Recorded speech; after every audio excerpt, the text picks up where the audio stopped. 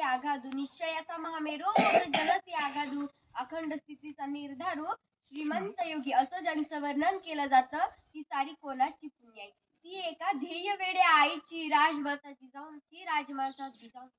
जाधवांची लेक ती भोसल्याची सून होऊन आली. जाधवांची लेक ती भोसल्याची सून होऊन आली. शहाजीराजांचा संसार सोन्यापरीस उजळून गेली. शहाजीराजांचा संसार सोन्यापरीस उजळून गेली. वाघिणीचे काळीज तिचे वाघ तिच्या पोटी. वाघिणीचे काळीज तिचे वाघ तिच्या पोटी. स्वराज्याचा ध्यास म्हणे जगदंब जगदंब तिच्या ओटी. भूतकाळच्या छताडावर पाय देऊन अरे भूतकाळच्या छताडावर पाय देऊन वर्तमान काळाला उलट टांगून भविष्य काळ घडवायला शिकवणारे राजे शिवछत्रपती.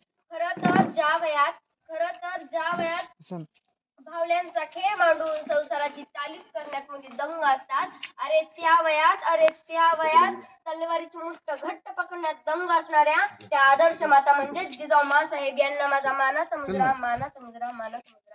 मुजरा माझा माता जिजाऊंना घडविले त्यांनी शूर शुभाला. मुजरा माझा माता जिजाऊंना घडविले त्यांनी शूर शुभाला. साक्षात पोटी ती आई भवानी जन्म घेतला त्यांच्या पोटी शुभांनी जन्म घेतला त्यांच्या पोटी शुभांनी. महाराष्ट्र जशी वीरपुत्रांची भूमी आहे ना अरे महाराष्ट्र जशी वीरपुत्रांची भूमी आहे ना तशी वीरमातांची देखील आहे. जिजाऊ काही साधारण स्त्री नव्हत्या. त्यांनी मावळ्यांच्या रक्तात स्वाभिमान पेरला होता. मावळलेल्या जनतेला स्वराज्याचे स्वप्न दाखवले होते आणि नुसतेच दाखवले नव्हते ते सत्यास देखील उतरले होते. आपल्याला भारतीय पुराणामध्ये आदिशक्तीचा उल्लेख केलेला दिसतो आणि खऱ्या अर्थाने आपल्याला आदिशक्तीचे रूप जिजाऊंच्याच रूपात पाहायला मिळते. जिजाऊंनी शुभाला स्त्रियांचा आदर करायला शिकवला होता. अंगणातली तुळस आणि गोठ्यातील गाय यांच्यावर जर कोणी वाकडी नजर टाकली तर त्याची गैर करू नका अशी शिकवण त्यांनी शुभाला दिली. जिजाऊ तुम्ही नसता तर नसते घडले हो शिवराय आणि शंभूंचा छावा. जिजाऊ तुम्ही नसता तर नसते घडले हो शिवराय आणि शंभूंचा छावा. नसता मिळाला हो स्वराज्याचा ठेवा.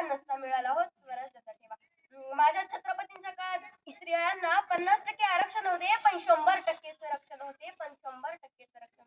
आजकाल असं म्हणतात की मस्तक टेकवायच्या जागा हल्ली कमी होत चालल्या आहेत. पण मला असं वाटतं की ज्यांचं नाव घेतल्यावर हे मस्तक नतमस्तक झाल्याशिवाय राहत नाही त्या राजमाता राष्ट्रमाता जिजाऊ माँसाहेब.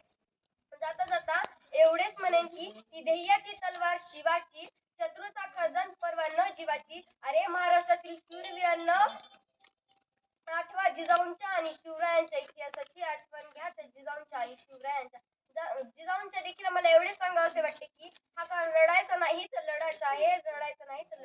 जय हिंद जय जिजाऊ जय शिवराय.